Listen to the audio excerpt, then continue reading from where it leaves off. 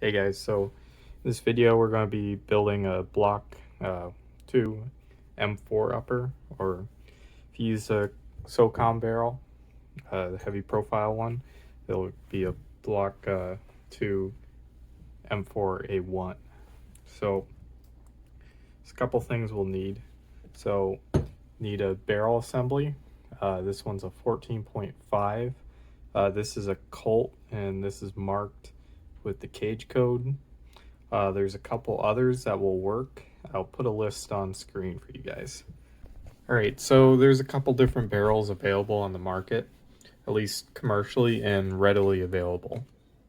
The ones you'll find are Colt, FN, LMT, and Daniel Defense. They all have 14.5 barrels available. Not LMT and Daniel Defense may not be clone correct. And then it's also some of these barrels, it's hard to find SOCOM profiles. The only one I can find where you can find SOCOM profile barrels readily available are for Colt. With these barrels, LMT, Daniel Defense, and Colt are the ones that I know of that you can find pin front sight blocks easily. Daniel Defense, FN, and Colt all have non-pinned front sight posts available. So if you want to go that route with the full flat top rail, no front sight post, go with one of those. The FN can be the cheapest if you just want like a strip barrel, but they don't have all the markings. Colt usually will be like the cheapest out of these. It'll have all the proper markings because they're pretty much identical to the government contract barrels. Now, the other ones on here, they don't come correct markings as far as I know. So Colt, in my opinion, is really the best bet unless you want some of the improvements that come with other barrels like FN or Daniel Defense, which they give you cold hammer forged barrels, which you won't be able to find with LMT or Colt.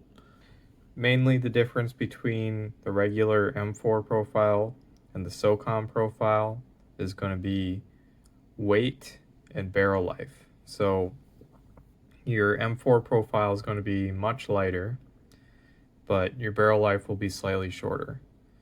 But since this is likely going to be a semi-gun, I would not really care so much about your barrel life. Then we'll also want an upper. There's a couple that will work here also, but I chose to go with that cage code Colt upper, square forge. Maybe the forge mark isn't correct, but it's close enough. Then, since I want a front sight post, I'm going to be using Daniel Defense M4A1 RIS. This one has the front sight post cut out. And then, lastly, I have a flash hider. It's Surefire. I decided to go with the 3-prong. I think the 4-prong is the clone correct one. Alright, so first thing we're going to do is we're going to take apart our barrel assembly. So first, I'm going to take off our flash hider. So, right, got my flash hider loosened.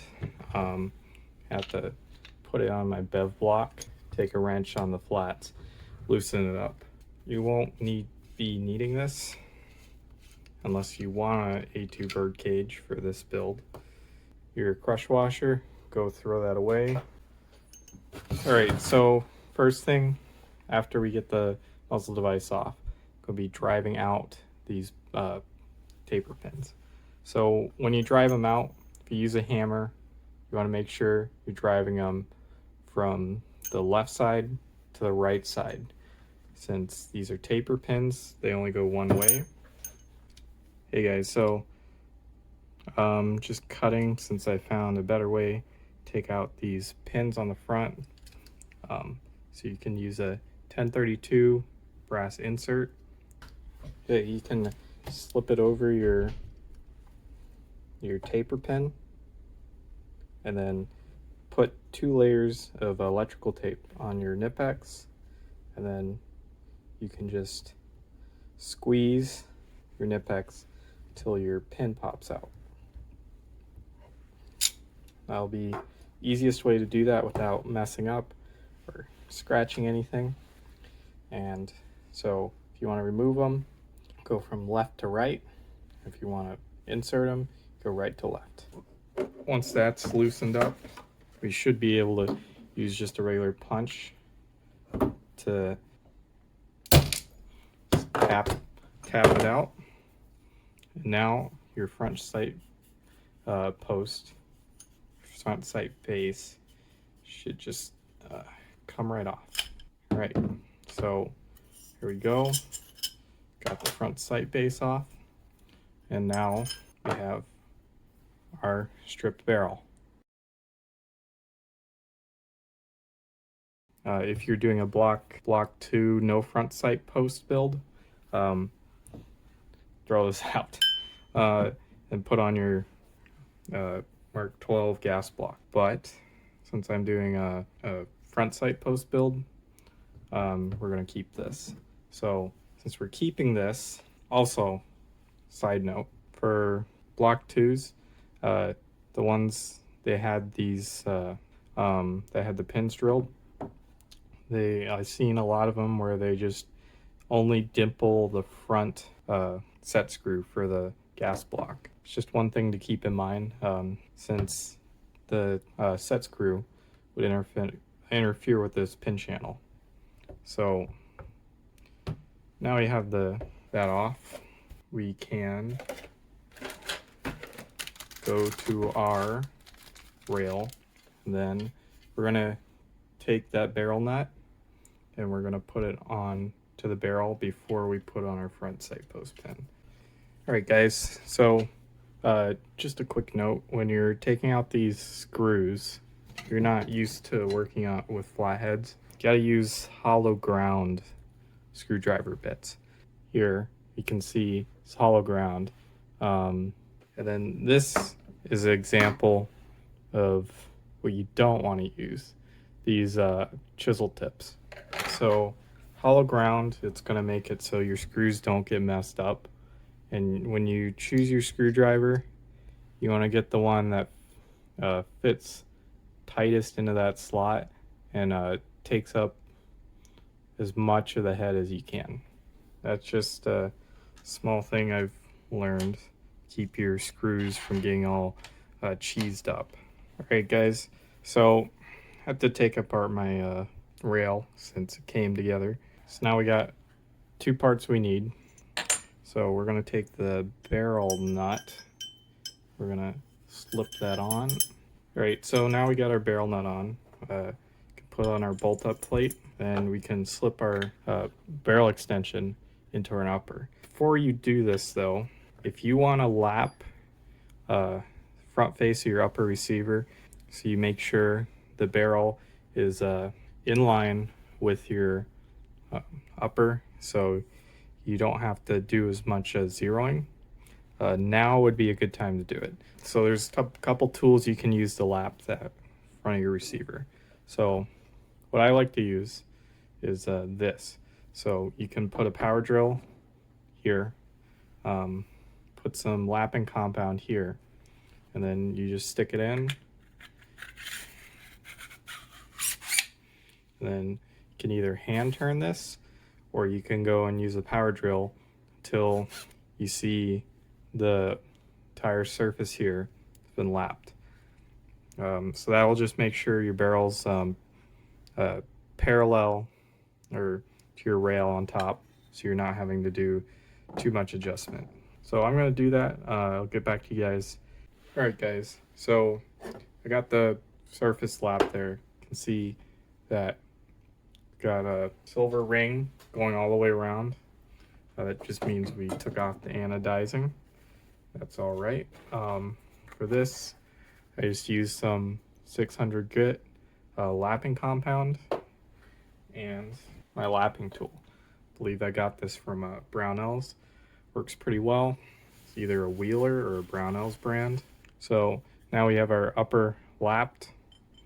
Can just slide in our barrel extension to our upper. Make sure you have your bolt plate on and your barrel nut. Now we got our bolt plate on and our barrel nut. Gonna take a little bit of this Aeroshell 33 MS. If you don't have this, you can use some CLP or better yet some anti-seize, but this is what you should use. We just want to make sure nothing gets seized up. We're getting an accurate torque value when we put on our barrel nut. Move our bolt plate on, then we're just gonna hand tighten our barrel nut. After we got our bolt plate on, barrel nut on. All right guys, so we just need to knock out this sling swivel rivet just so we can put our rail on. So just using a 5/64 starter punch, and that fits in there, and I'm just gonna support it with roll of electrical tape. I'm gonna drive it down out with the hammer. All right, so knocked out that rivet. We got our sling swivel here, got our rivet, and we got our front sight block. Before we even put on this rail, make my life easy, putting in our gas tube in our gas block. We're gonna get this hole lined up. Gonna put our pin into our front sight base. All right, so we got our roll pin in there, and I just got it started in there. Check that everything's lined up. Then once we know things lined up, you can lightly squeeze down. Feel any resistance. That probably means something's binding, and I would double check just to make sure you don't get anything breaking on you. Now we got our gas tube installed on our front sight base.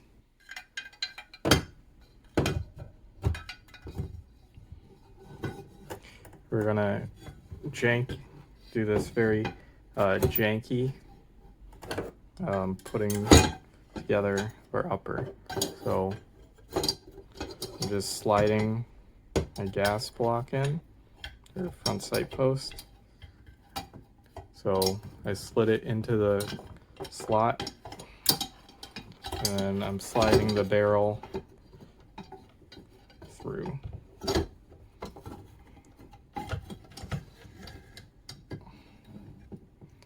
So you need to get your gas tube lined up, and then you get your rail lined up, and push front sight all the way on. Now we're gonna drop in our two front sight post pins. You can just sort of wiggle things around.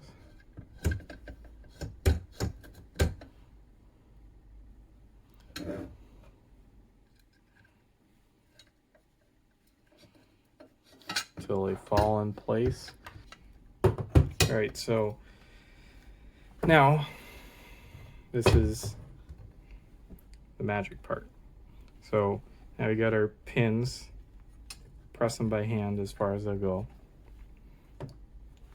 So got a brass insert. This is a 1032 brass insert. Can use a brass nut that's around the same size. I'm just using this so then I can press on here without bottoming out on this pin. This way, we're not scratching our rail. So can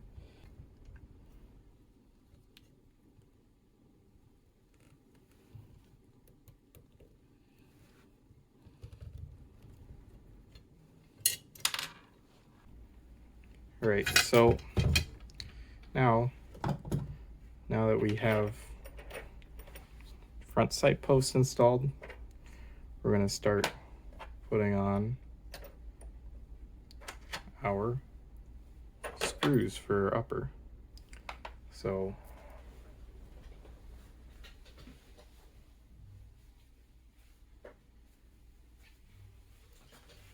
now for my upper, came assembled, so these were used, so I'm just going to add a little bit extra thread locker. I like using Vibratite gel since it's just convenient, not very runny. You only need a little bit. And just gonna screw this in just loosely. So there's two types of screws for this. There's a shorter screw and a longer screw.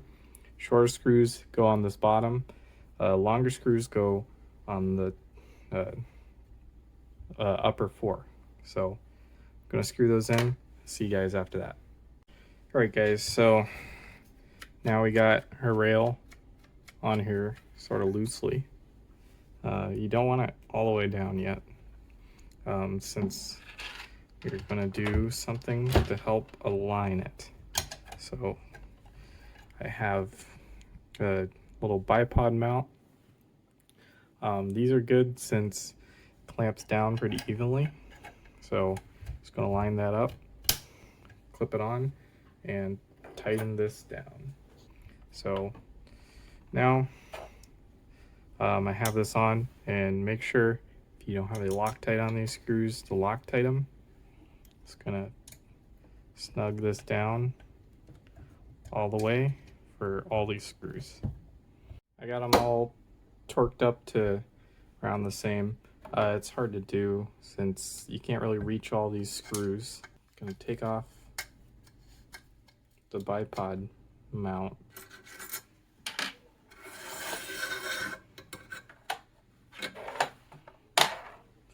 Alright, so now it's off. We're almost home free. Just slip on the lower rail. We're just gonna put in retaining screws. Make sure you have the plastic on there, and optionally you can put a little bit, tiny bit Loctite on each one. Just gonna make sure you have the correct size flathead. Just screw these in. All right, so now we got those screws on. Can also make sure that our backup screws are in there. These aren't retaining anything, they're just there in case you lose your other screws. All right, so